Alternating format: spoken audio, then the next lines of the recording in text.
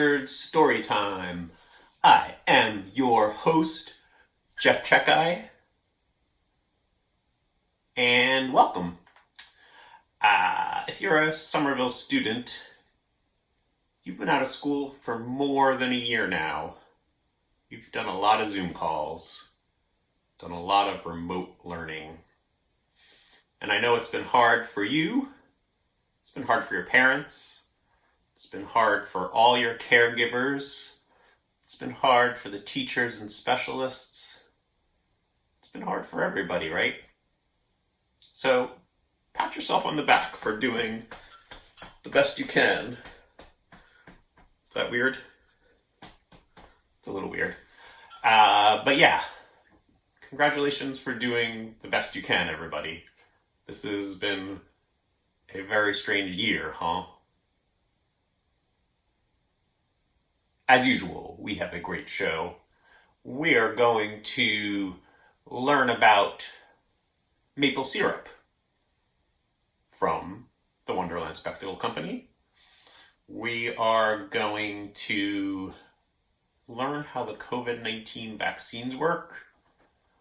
We're gonna see another video from Yvette and her family, and probably do some other stuff too. Let's get started.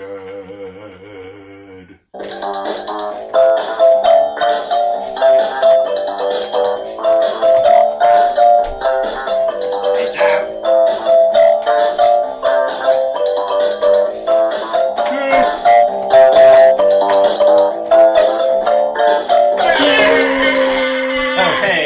Powderhouse Pickle Jar. Hey, Somerville Sheep. I was just playing my keyboard. What's going on? Jeff, did you get your COVID-19 vaccines yet? Did I get my COVID-19 vaccine? No, not yet. Why? Not yet. You gotta get your vaccine. Yeah. Are you some kind of anti-vaxxer? Anti-vaxxer? Where'd you hear that term? The internet, of course. No, I'm not an anti-vaxxer. I know the vaccines are safe and effective. It's just not my turn yet. In Massachusetts, I can get mine starting on April 16th. No, wait. April 19th. Hey, Jeff, how does the vaccine work? Is it like medicine that you put in your arm?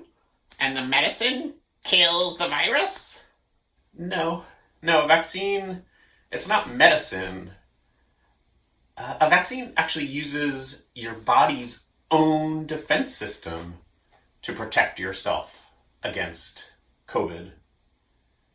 Let's learn how the COVID vaccine works.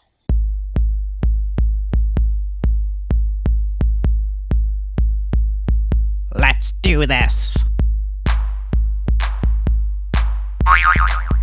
Before we talk about how the vaccine works, let's talk a bit about your immune system. When something gets in your body that tries to make you sick, you have a whole system that's ready to fight back. This group of organs, cells, and tissues is called the immune system, and its job is to destroy any unwelcome invaders and keep your body healthy. When an invader, like a virus or a bacteria, gets in your body, your immune system senses it and springs into action. Your white blood cells are a crucial part of your immune system. There are several types of white blood cells, and they all work to rid your body of an invader or a pathogen. One type actually surrounds and eats the invader. Other white blood cells, the ones called B cells, work on making antibodies. Antibodies are Y-shaped proteins that are specially shaped to attach themselves to a specific microbe or infected cell. Once they're attached, they can signal to other white blood cells that this cell should be eliminated, or they can actually break down the invader themselves.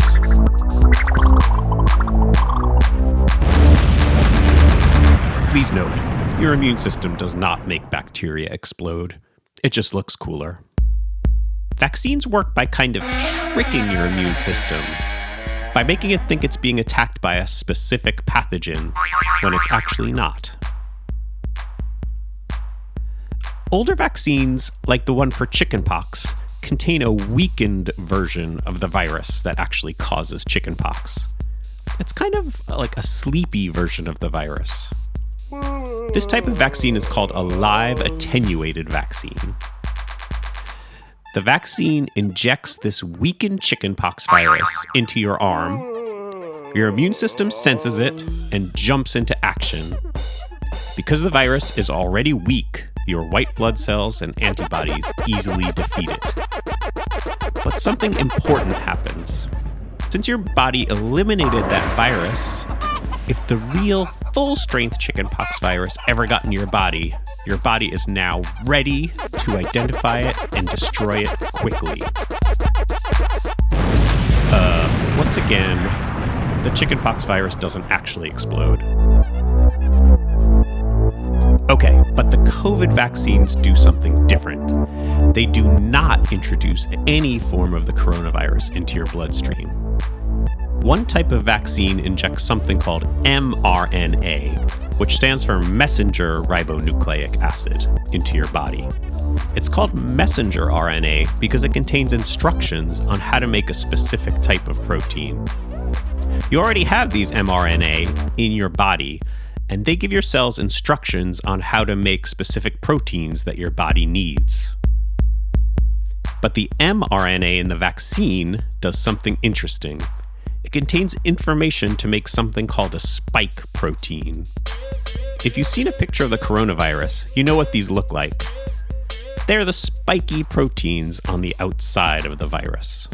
The mRNA in the vaccine passes on the information on how to make spike proteins to a part of your cell called the ribosome. The ribosome reads the mRNA and uses those instructions to assemble the spike protein. Once your body detects these spike proteins, your immune system thinks that your body is under attack from the real coronavirus, even though there's no actual COVID-19 in your body. The white blood cells go into action and produce antibodies that specifically target these spike proteins.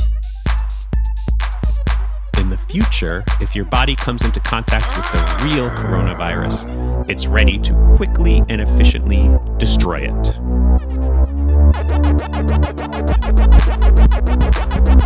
The other type of current coronavirus vaccine is called a viral vector vaccine. Basically, the vaccine injects a harmless virus which contains information from the COVID-19 virus. Once again, this vaccine contains no actual coronavirus.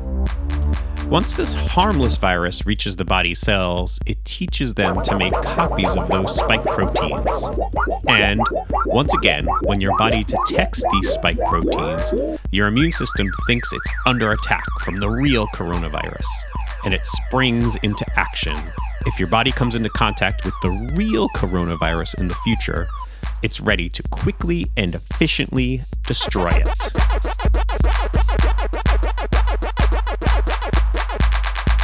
That's how the vaccines work. These vaccines are totally safe, and grown-ups should get vaccinated as soon as they are allowed to. Okay? Okay.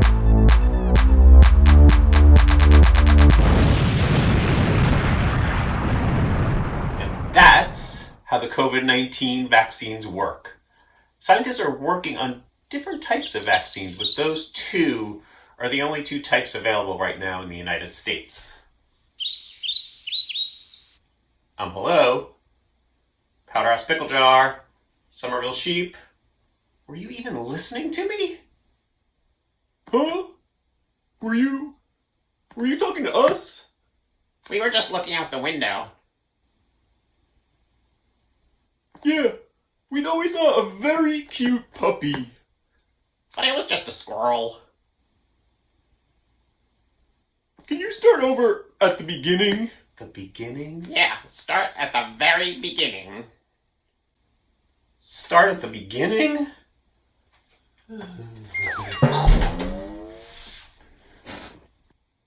Jeff? Jeff?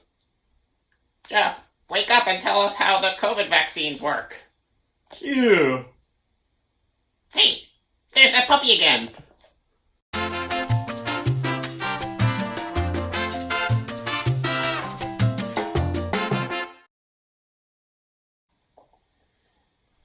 Oh, sorry. I was just drinking maple syrup.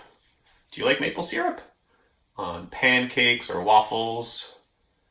Or just drinking it? Don't really drink maple syrup. Anyway, do you ever wonder where maple syrup comes from?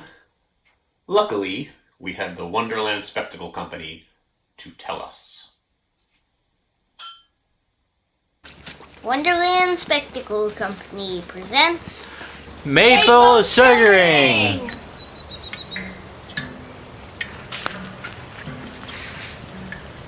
Today we're in Topsfield, visiting Mass Audubon's Ipswich River Wildlife Sanctuary. We're here to learn about maple sugaring, which is how you turn the sap of sugar maple trees into syrup. Hear that? It's the music of sap dripping into the buckets. It's one of the signs of spring. Let's walk down to the Ipswich River. I'm Scott Santino, and I'm the Education Manager for Mass Audubon's North Shore. And right now we're standing in our sugar bush. As you take a look here through this forest, these are all sugar maples. Once we know that it's a sugar maple, we want to tap it during the winter months. And so it has to be tapped this time of year because there's something really fascinating going on inside the sapwood of the trunk of the tree. When we get freezing nights inside the sapwood, it condenses all of the gases inside the sapwood. And when we get above freezing during the daylight hours, when it gets up over 40, it releases those gases and it creates pressure inside the tree trunk. And the pressure inside the tree trunk is greater than the atmospheric pressure. And so if you drill a hole inside the tree and you get this pressure this time of year, then what happens is that sap goes to the point of least resistance. And that's why we get sap flow. When we get to days in which are going to be above freezing and nights are above freezing, the pressure inside the tree is going to subside and the sap is no longer going to flow. When you tap sugar maples, they need to be approximately 40 years old. And at 40 years old, you're going to have a sugar maple that's about 10 inches in diameter. And so of course you can't ask a tree, how old are you, tree? So the way that we do it is we use some calipers. And what we're going to do is we're going to measure the diameter of the tree trunk. And so I'm going to do that today. And it looks like this tree here, it has a diameter of 17 inches. And so that's good. So this means that this tree is old enough or wide enough in order for us to put in a tap hole. Well, it's important to make sure you have the right equipment. This is called a Bitten Brace. All I'm going to do here is put the brace here on my hip, find a nice spot in the tree, and I'm going to lean in and we're going to turn. And again, you don't have to go in very far. You only have to go in about 2 inches until you get to the sapwood. Now that we've drilled our hole, we need to put in this tool called the spile. And the spile is what collects the sap. And then we grab a hammer, and all we have to do is go on up and tap that spile in like so. Now that we have the spile in, all we need to do next is grab our bucket, go up to the hook, hang the bucket, and again, if you get these freezing nights followed by above freezing days, as that sapwood warms up, you may get some sap flowing. You need to make sure that you put the cover on the bucket, because if your buckets aren't covered, what's going to get into them? Snow and rain. And if you get snow and rain in your buckets, that's just going to make our job much harder when we get to the sugar house, when we need to boil down sap into yummy maple syrup.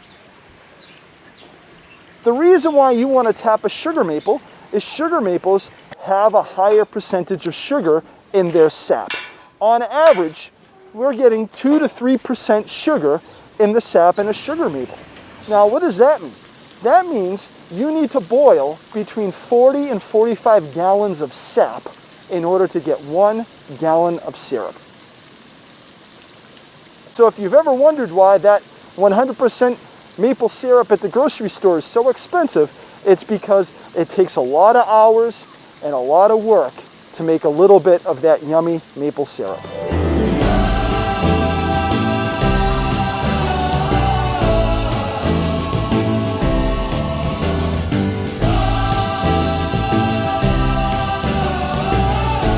Listening to the music of the sap dripping into the buckets inspired us to make our own music.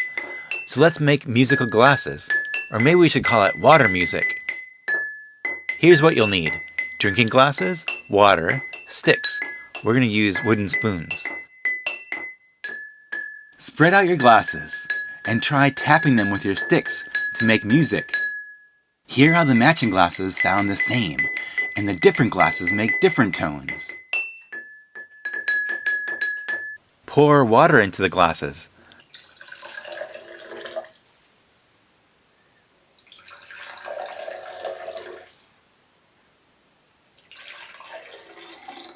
Listen to how the matching glasses now sound different.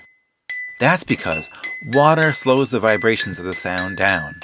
So the more water you add, the lower the tone will sound. Now make up your own tune.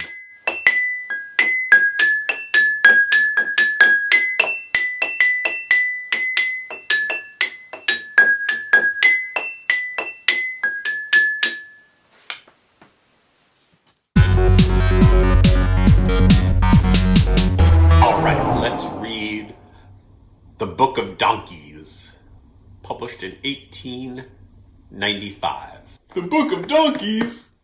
This sounds great! Yeah, I can't wait to see some donkeys go on adventures.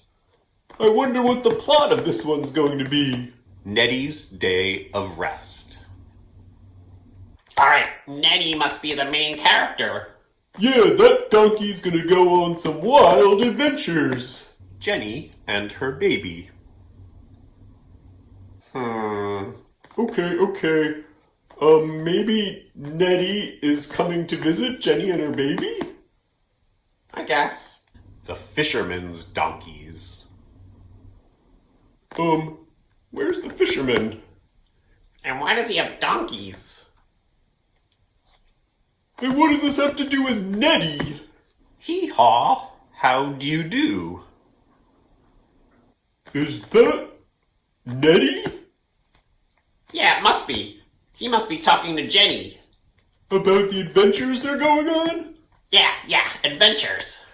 Donkeys at the fair. Is that supposed to be Jenny and Nettie? Oh, I don't even know anymore. Good friends. On the sands. A pretty pair. Please open the gate. Yeah, open the gate. Yeah, open the gate. Please open the gate. And then maybe something will happen in this book. A visit to Mr. Bunny. Mr. Bunny? I'm not gonna get my hopes up here. But maybe Mr. Bunny will tell Nettie something interesting. Yeah, I wouldn't count on it. Visitors. God. The greengrocer's donkey. The gardener's donkey. And that's the end. That's the end of the book? Really? That's the last page of this book? Of the Book of Donkeys, published in 1895. It's interesting what qualified as a book back in 1895. Yeah, tell me about it. Worst Book. ever. And now, another video from Yvette. This time, featuring her family. 2, 3, 4.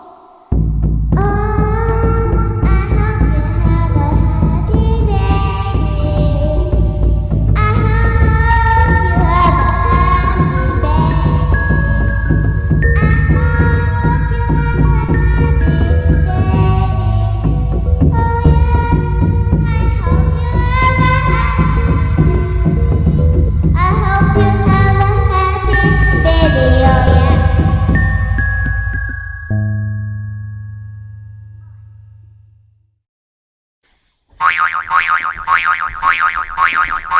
Do you like to jump?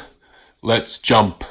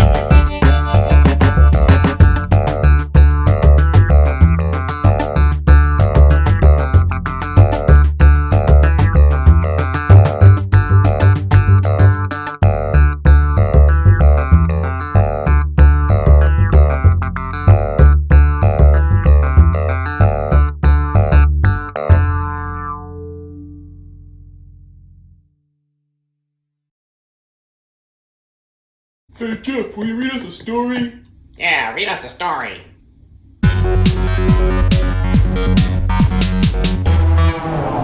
Alright, let's read a book called The Girl and Her Pets and Other Stories. This was published in 1865. This actually sounds pretty good. Yeah, I like girls. And I like pets.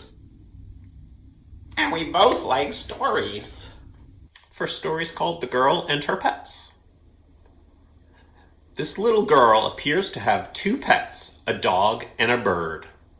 Both are very fond of her, though the dog seems to be jealous of the bird and is about making a spring to drive the innocent little bird away.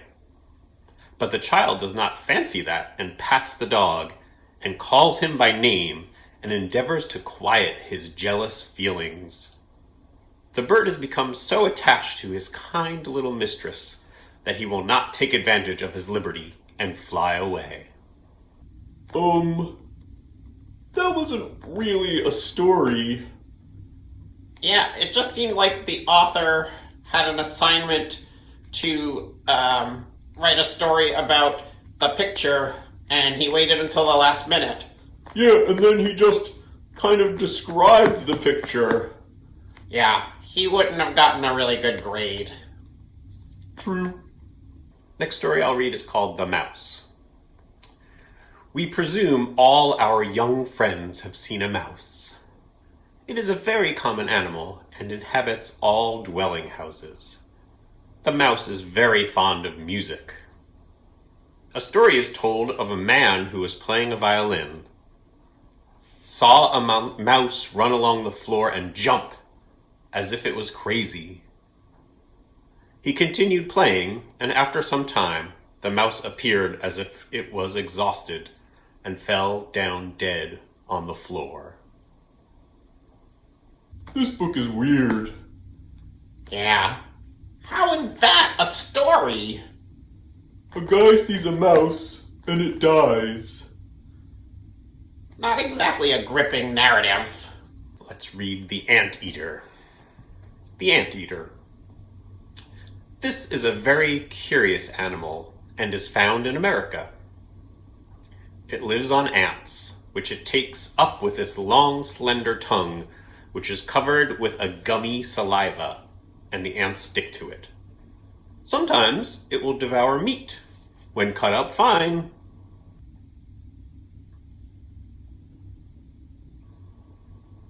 Once again, not a story. And who exactly is chopping meat up finely to feed to an anteater? Alright, the last one I'll read is the bittern, which is a type of bird. The bittern.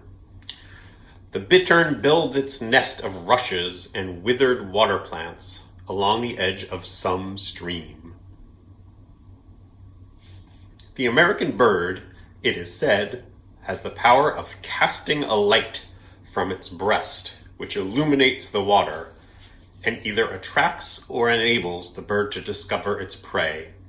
It is said that the female feeds its young ones for 3 days in the nest, and then leads them forth in quest of prey. Wait, the bird shoots light out of its chest? Is this book fiction or non-fiction? Because some of it seems like it's trying to be true. And then light shoots like a laser out of a bird's chest. And that's The Girl and Her Pets and Other Stories, published in 1865. That's it? That's the end of the book? The Girl and Her Pets and Other Stories? Kind of a stinker. Yeah. So there we go. That wraps up another episode of Sequestered Storytime. I think we're on episode 22, but I'll have to check that out. Tune in again in a couple weeks for another exciting episode. Peace.